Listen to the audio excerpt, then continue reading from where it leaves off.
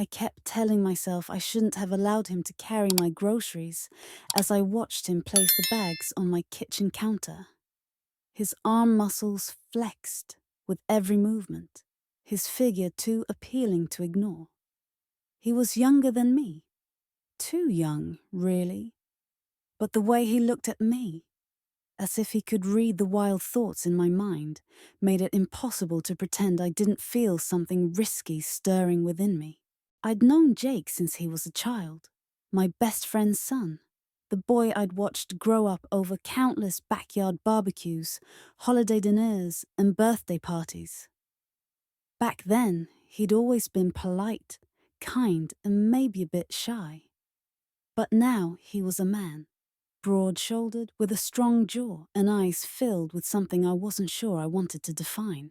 It had been years since I'd truly looked at him, and it hit me suddenly that I wasn't the only one doing the looking. "I didn't realize you did all your shopping alone," Jake said, turning his head toward me as he pulled a bundle of lettuce from a bag. His voice had changed too, deeper than I remembered, the kind of voice that made a woman pay attention. I shrugged, leaning against the counter. I like to take my time, no one rushing me through the aisles. His lips curved into a smile. "I don't mind helping. You shouldn't be carrying all these bags by yourself." There was something in the way he said it, the way he looked at me, that made heat rise to my neck. But I forced myself to ignore it, shaking my head with a smile. I managed just fine. He didn't respond for a while, just kept unloading the bags, moving around my kitchen as if he belonged there. It had been too long since a man had been in my space like this, moving with ease, touching things, comfortable in a way that felt both familiar and new.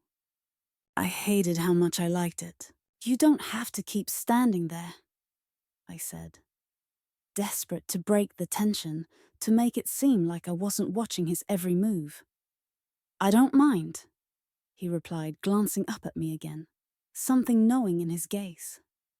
"I like being helpful." I should have stopped it right then, made an excuse, and sent him on his way with a polite thank you. But I didn't. I let him stay, let him linger in my kitchen, let him lean in a little closer when he handed me a bag of apples, his fingers brushing mine.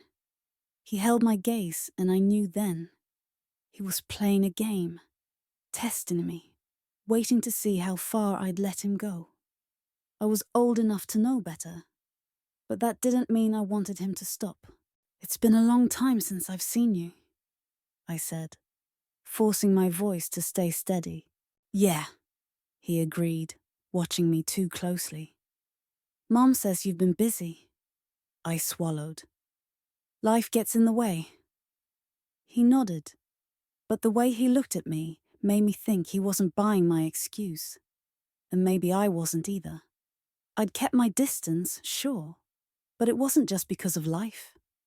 It was because of moments like this, the kind I hadn't admitted to myself until now.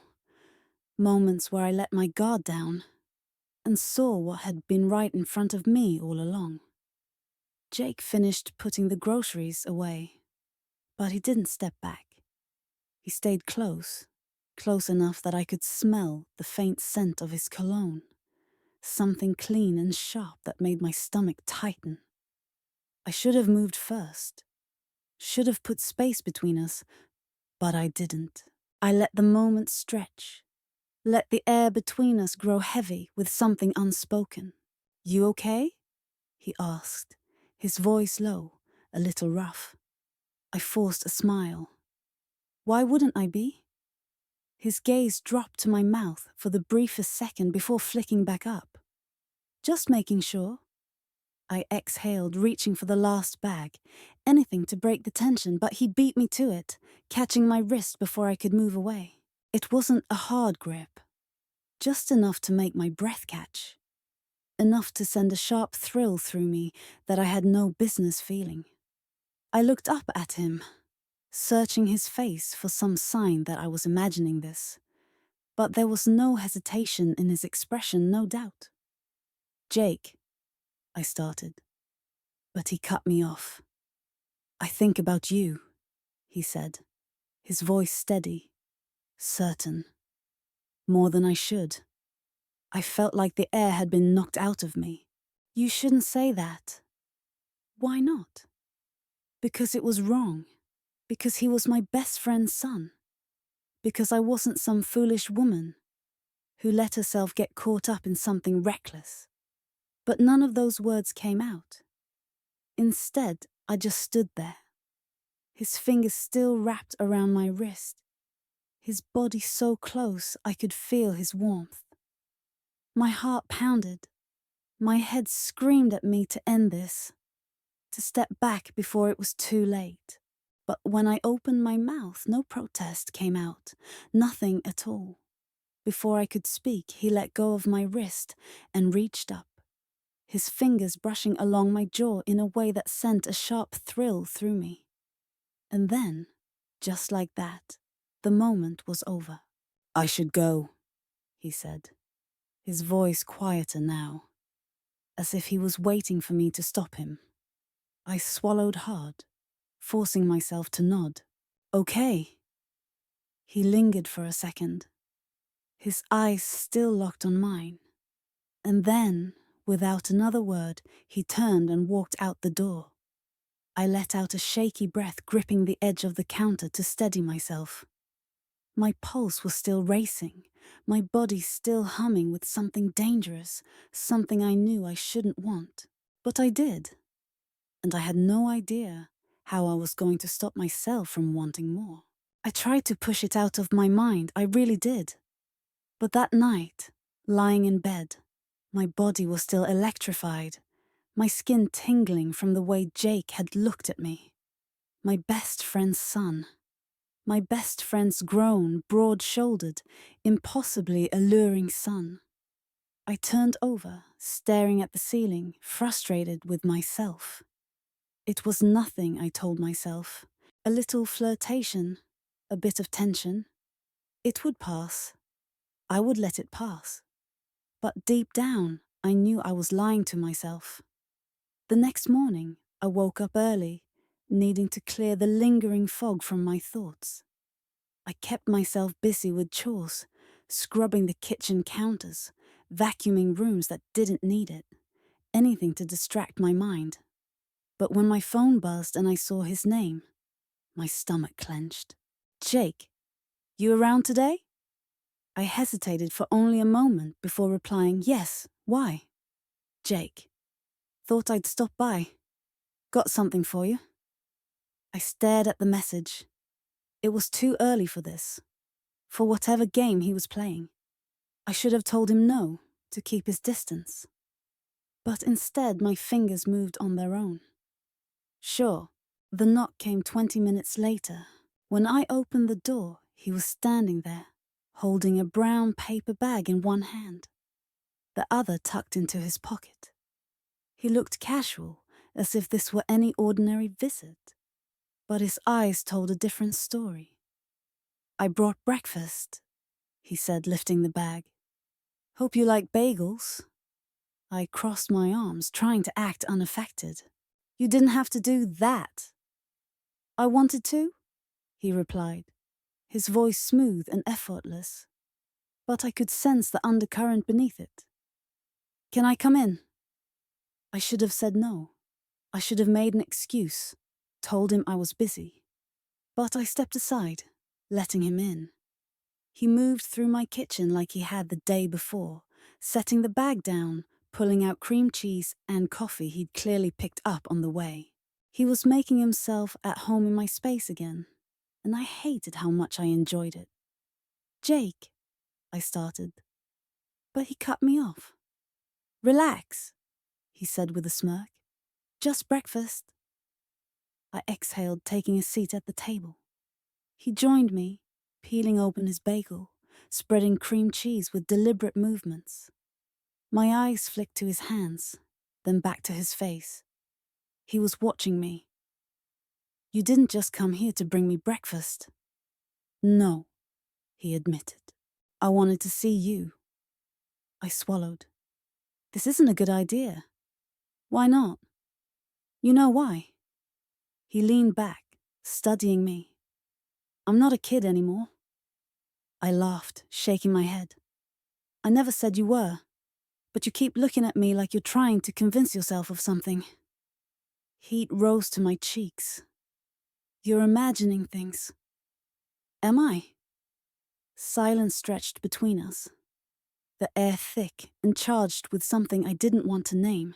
I stood, needing distance. But he was up too, stepping closer before I could react. Tell me to stop, he said softly. I opened my mouth, ready to say it, but I didn't. And when he reached out, brushing his fingers along my wrist again, I knew I wouldn't. I let the moment stretch too long, let my silence tell him everything. And when he took another step closer, I didn't move away, because I didn't want him to stop. The tension between us tightened, pulling us into something neither of us could ignore. He held my gaze, his fingers still grazing my wrist, waiting for a sign. Part of me wanted to pull away, to end this before it went further. But the larger part, the part I was losing control over, wanted to see how far he would go. Jake, I murmured, not knowing what I was about to say. But my voice was softer, less certain. His grip tightened slightly, his body inching closer. He smelled like fresh coffee and the crisp morning air. And when his fingers moved to my elbow, the warmth of his touch sent a shiver through me. You don't have to pretend, he whispered. I should have stopped this. I knew I should have. But I was tired of fighting what I had already lost. I exhaled, barely nodding, and he took it as the answer he'd been waiting for. His fingers traced up my arm, slow and deliberate, savoring the moment. When they reached my shoulder, his other hand settled on my waist. My breath hitched as he leaned in, his lips a whisper away. Then a loud knock on the door shattered the moment. I jerked back, my pulse racing, the spell between us broken. He closed his eyes briefly before stepping away, hands sliding into his pockets as if nothing had happened. But I saw it in his eyes, the same lingering hunger I was desperately trying to hide. The knock came again, louder this time. I swallowed, forcing myself to move. When I opened the door, my best friend stood on the other side, smiling, oblivious to what she had just interrupted. Hey, she said. I was in the neighborhood and thought I'd stop by. My stomach dropped. My best friend, Jake's mother, she stepped inside without waiting for an invitation, her eyes immediately landing on Jake, who had casually moved to the counter, picking up his coffee as if nothing were out of place. I didn't know you were here, she said, looking between the two of us with a smile. Yeah, Jake replied smoothly. I just stopped by to bring breakfast. Her eyes softened. That's sweet of you. Then she turned to me. So what's new? I forced a smile, my heartbeat still erratic. Oh, the usual. She settled into a chair, completely unaware of the storm brewing just beneath the surface. Jake's gaze flicked to mine, and in that moment, I knew this wasn't over. Not by a long shot. Jake's mother sat down at the kitchen table, completely at ease while I stood there trying to compose myself. I could still feel the warmth of Jake's touch, the ghosts of his fingers on my wrist. My pulse was racing, but I forced a smile, pushing away the temptation to glance at him. He, on the other hand, seemed perfectly calm, sipping his coffee as if nothing had happened. Do you have any plans today? She asked, breaking the silence. I shook my head. Not much, just catching up on things around the house. She smiled. You know, I was just talking to Jake the other day about how nice it would be if we all got together soon, like old times. Jake didn't react, but I knew he was watching me. My hands felt clammy. That sounds nice, I said, keeping my tone light and casual. She beamed. Maybe a dinner next weekend. Just a small gathering. Jake finally spoke, his voice calm but firm. That depends on her schedule, Mom. His mother turned to him with a small laugh. You two act like you don't have time for a simple dinner. It's been forever since we've all been together. Jake shrugged. We'll figure something out. I nodded quickly, desperate to steer the conversation away from plans that involved spending more time around Jake. Yeah, just let me know. She finally dropped it, reaching for a bagel from the bag Jake had brought, completely oblivious to the heavy atmosphere in the room. I, on the other hand, felt like I was suffocating. Jake was still too close. I could feel the heat of him even across the room. I needed an escape. Well, I should get going, I announced suddenly. I have a few errands to run. His mother looked surprised. Oh, I didn't mean to intrude. No, I insisted, forcing a reassuring smile. It's just little things I need to take care of. Jake's eyes locked onto mine, as if he saw right through the excuse, but he didn't say anything. Well, all right, his mother said, standing up. I won't keep you. Jake remained silent as I walked them to the door, my heart pounding with every step. When his mother stepped outside, I thought I was in the clear. But as Jake turned to follow her, his hand brushed my lower back just for a second. His touch was deliberate and slow, a warning, a promise. And then he was gone. I closed the door behind them, leaning against it with a heavy sigh. My skin still tingled where he had touched me. I should have been relieved that they were gone, that the tension had broken, but all I could think about was that touch, that silent message between us. This wasn't over. I spent the rest of the day trying to push it out of my mind, but it was useless. The thought of Jake, his hands, the way he had looked at me, haunted me like a ghost. I avoided my phone, knowing that if he messaged me, I wouldn't be able to ignore it. That night, as I lay in bed, I swore I wouldn't let this go any further. But when my phone finally buzzed and I saw his name on the screen, my resolve cracked. Jake, couldn't stop thinking about you today. I stared at the message, my fingers trembling. This was dangerous, reckless. But instead of putting my phone away, instead of ending this before it spiraled, I found myself typing back, me neither. The response came almost instantly. Jake, let me see you. I swallowed hard, hesitating for only a moment before typing the words that would change everything. When? Jake, now. I should have said no. I should have ignored it. But the pull was too strong, the temptation too great. I sent my address. Minutes later, I heard the sound of a car pulling up outside. My heart pounded as I peeked through the curtain, seeing Jake step out, his face shadowed in the dim light. I opened the door before he could knock. He stood there for a moment, his eyes searching mine, as if giving me one last chance to back out. I didn't. He stepped inside, closing the door behind him. The silence stretched, thick with tension.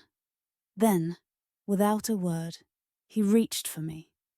The kiss was slow at first, testing, searching, but when I didn't pull away, when I melted into him, it deepened, turning into something hungry and desperate. His hands were firm on my waist, pulling me flush against him. I felt my self-control unraveling, the weight of everything else disappearing. Jake's lips trailed along my jaw, his hands moving with deliberate slowness, exploring, savoring. He wasn't in a rush. He wanted me to feel every second of this. And I did. "You don't have to be scared," he murmured against my skin. I wasn't scared. I was terrified, but not of him, not of what we were doing. I was terrified of how much I wanted this, because I knew the second I let myself have him, there would be no turning back. Jake's hands tightened around my waist, his grip possessive, as if he was afraid I'd change my mind. But I wasn't going anywhere. My breath was coming fast, and I could feel the heat of his body pressed against mine.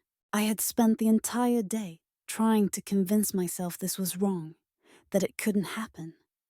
But the second he had stepped through my door, every argument I had crumbled. His lips moved against my skin, teasing, making me shiver. "I've wanted this for so long," he murmured, his voice husky, thick with desire. I closed my eyes, letting the weight of his confession settle over me. The way he held me, the way he looked at me, it wasn't just attraction. There was something deeper, something that scared me even more than the intensity of our desire. "This is dangerous," I whispered, my fingers tracing the line of his jaw. Jake pulled back just enough to meet my eyes. "I don't care." He kissed me again, and I let myself fall into it, into him. My hands tangled in his hair, pulling him closer, and he groaned against my mouth. Every thought, every ounce of hesitation burned away as his hands moved down my back, pressing me even tighter against him. We barely made it to the couch before he lowered me down, his body hovering over mine. His weight was solid, grounding, but his touch was gentle, reverent, like he wanted to memorize every inch of me. I arched into him, my breath coming in uneven gasps as his hands roamed. Somewhere in the back of my mind, a voice was screaming at me, telling me this was a mistake. But I ignored it. I had spent too long denying myself, pushing away what I wanted. Right now, I didn't care about the consequences. I only cared about the way he made me feel. His lips trailed along my collarbone, his breath hot against my skin. My hands slipped under his shirt, exploring the firm lines of his stomach, the warmth of his skin sending a tingling sensation through my fingers. He sucked in a sharp breath, his muscles tightening under my touch. "You're making it hard to take things slow," he admitted, his voice rough.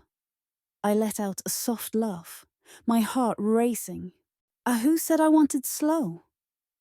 Jake's eyes darkened, and in an instant, he had me pinned beneath him, his lips claiming mine in a way that left no room for doubt. His hands moved with purpose, sending heat rushing through my veins. Just as I was about to lose myself completely, a loud chime echoed through the room. My phone. I stiffened, my body going rigid beneath him.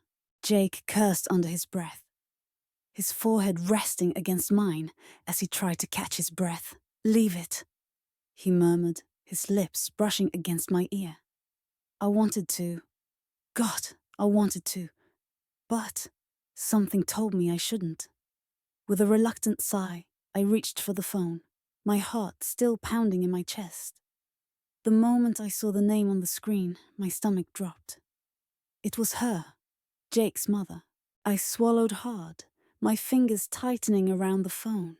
Jake saw the name too, and his entire body tensed. "You should answer it," he said, his voice unreadable. I hesitated, then pressed the button, putting the phone to my ear. Hey, are you busy?" Her voice was casual, but there was an edge to it, something that made me sit up straighter. Jake pulled away, sitting back on the couch, watching me closely. No, just relaxing, I said, hoping she couldn't hear the breathlessness in my voice. There was a brief pause. I was wondering if we could talk in person. My heart pounded. About what? She hesitated. It's important. My eyes flicked to Jake, whose jaw was clenched tight. He knew. I can come over, I said, my voice steady, despite the storm raging inside me. Great. I'll see you soon. The line went dead. Jake exhaled sharply, running a hand through his hair. She knows. I shook my head, but the dread creeping up my spine told me he might be right. We don't know that. He let out a humorless laugh. She's your best friend. She knows you. I swallowed, suddenly feeling cold.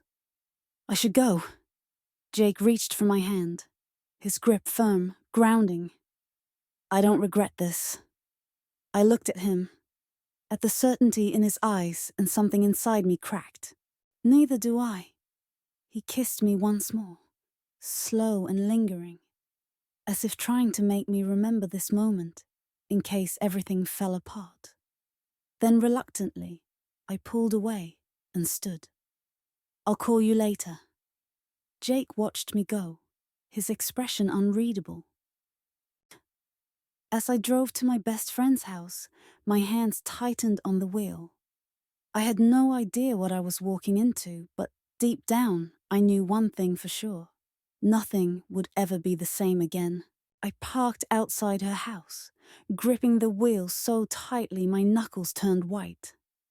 My stomach twisted into knots as I tried to prepare myself for whatever was about to happen. I took a deep breath and forced myself to move, stepping out into the cool evening air. The house was warm and familiar, a place I'd spent countless hours over the years. But tonight it felt foreign. The weight of what I had done made everything feel different. I knocked lightly, and she opened the door almost immediately, as if she had been waiting. Her expression was unreadable, but there was something in her eyes that made my pulse quicken. She stepped aside, letting me in, and I swallowed hard as I walked past her. The living room felt smaller, the air heavier. She gestured toward the couch, but I couldn't bring myself to sit. Instead, I turned to face her. My arms crossed over my chest in a feeble attempt to steady myself. She studied me for a moment before speaking. I need to ask you something, and I want you to be honest with me. I nodded slowly, my heart hammering in my chest. Okay, she inhaled deeply. Is there something going on between you and Jake? The room fell silent. My breath caught, my body stiffening at her words. She knew, or at least she suspected. I could lie, pretend there was nothing, but the truth was burning a hole inside me. My voice faltered, and I hated how weak I sounded. I don't know what to say. Her face remained calm, but her fingers curled slightly at her sides. So there is. I looked away, shame washing over me. It wasn't supposed to happen. She let out a slow, measured breath. But it did. I nodded. Yes. For a long moment, she said nothing. I expected anger, betrayal, hurt. But when she finally spoke, her voice was quieter than I had anticipated. How long? I hesitated. Not long. She shook her head, letting out a hollow laugh. I don't even know what to say to you. You were my best friend. The past tense cut through me like a knife. I stepped forward, desperate to salvage something. Please, I never wanted to hurt you. Then why did you do it? Her voice cracked, and it was the first real sign of emotion I had seen from her. I swallowed the lump in my throat. I don't know. It just happened. Just happened? Her eyes narrowed, her arms crossing over her chest. You're older than him. You knew better. The words stung, but I had no defense. She was right. I should have stopped it before it ever started. I love him, I admitted softly, the words slipping out before I could stop them. It was the first time I had said it out loud, and it terrified me. She exhaled sharply, shaking her head. You don't know what you're saying. I do. My voice was stronger now. I've tried to fight it, tried to ignore it, but I can't. And neither can he. Her face twisted with something I couldn't quite read. And what happens next? Do you think you two can just be together? Like this won't ruin everything? I had no answer because I didn't know. The front door opened suddenly, and both of us turned. Jake stepped inside, his eyes quickly moving between us. He must have sensed the tension because his expression grew serious. Mum, he said cautiously, his gaze shifting to me. What's going on? She let out a sharp breath. Why don't you tell me? His jaw tightened, but he didn't back down.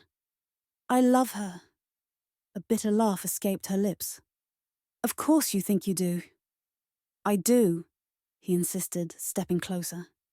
And I don't care what anyone says. Her eyes flashed with something close to panic. Jake, you're young. You don't know what you're doing. He squared his shoulders. I know exactly what I'm doing. She turned to me. Then, her face hard to read. You're really going to do this? I hesitated, then nodded. Yes. Tears filled her eyes, but she blinked them away. Then I hope it's worth it, because I don't think I can ever forgive you for this. Her words crushed me, but I knew there was no turning back now. She turned away, walking to the kitchen, as if she couldn't stand to look at me anymore. Jake reached for my hand, his grip firm and steady. Let's go.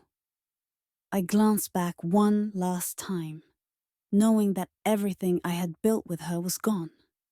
But when I looked at Jake, I knew this was my choice.